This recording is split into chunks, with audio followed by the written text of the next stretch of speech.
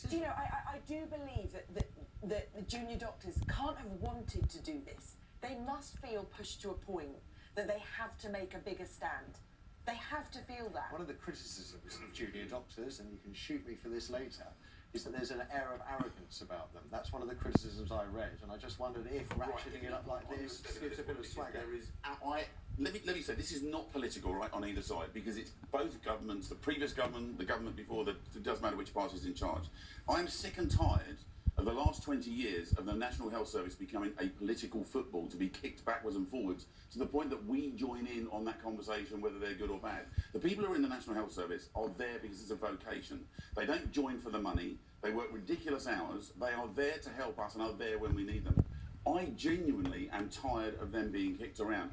With respect, the debate is whether they are right to move from walking out as they've been and cancelling routine ops to actually withdrawing from A&E cover. It is a change. It has been very straightforward. It has been a very straightforward discussion. Jeremy Hunt is saying come back to the table. And no, wait, no. This decision to ratchet it up is theirs alone. No, it's not theirs alone. It is only there. You can't say it's theirs alone. It has to be in context. Jeremy Hunt has said come back to the table and discuss. They've said we will come back to the table and discuss if you take off the table the fact that you are going to impose the thing on us. So he can say, all right, I'm not going to impose it, in which case then we'll discuss it. They didn't have to ratchet up withdrawing A&E cover. They could have just... No, and Jeremy Hunt didn't have to impose it, but he did. But he hasn't imposed anything yet. He's talking about it. No, he has said he will impose it. He said he will, but it hasn't happened. So at the moment in time, the only thing that's actually happened that's changed from the last walkout is that doctors are withdrawn from A&E. No, I disagree entirely. And the idea that somehow junior doctors are arrogant is an extraordinary suggestion, given the years and years that they have to go through to study and the hours that they do. You're still not addressing the issue. And the industrial action was effective, I think most people would agree, and yet they've decided to change the industrial action for, as far as I can see, no good reason, and they put themselves, their industrial action, in harm's way. Support has dropped. No, and the fact of the matter is these people are dedicated. I can tell you that there will be cover in the hospitals. Yes, they are saying there's not, but there will be cover in the hospitals because they are dedicated. But what are they, so how far do they go before they actually finally say... Well, this is it. I don't know whether it would have been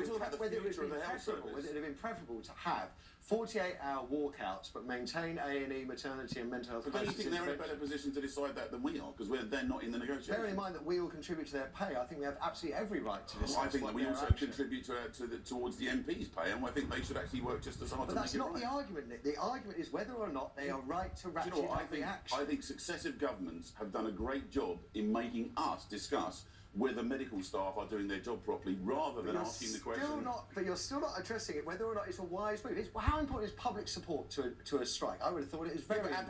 Public support should be there. Look, but it isn't. It's dropped as a result of the A&E move. You're still going back to the same thing. Over the last 20 years, there has been a massive erosion in support, in public support, for the police, for the fire brigade, for the RNL line, public support for the health service. 75% a month ago, and today some polls are putting it down to 55%. As a result of the A&E walkout, was it wise for the doctors to walk out of A&E? Yes, because if we keep going long enough and the government keeps standing their ground long enough, then the health service, then the doctors actually have to take more and more action. Eventually, the government is banking on the fact that discussions like this will make the support drift away from the doctors, and they'll be able to impose whatever they want. By that logic, if they hadn't walked out in A&E, we wouldn't have the discussion now, and the doctors would be better off. Well, they wouldn't be better off, would they? Because they're actually being asked to extend. I was saying with the view that all their previous industrial action was getting somewhere. I thought they were getting somewhere. No, I don't think they were. I don't think anybody in the health service would believe they were, which is why they're on picket lines. We'll take a break and find out after the ads whether or not you agree with that. Do you think today's A&E walkout by junior doctors has gone too far? Was it needed? 0207 173 5555, the number for your thoughts. Many of your calls we can. A few more ads.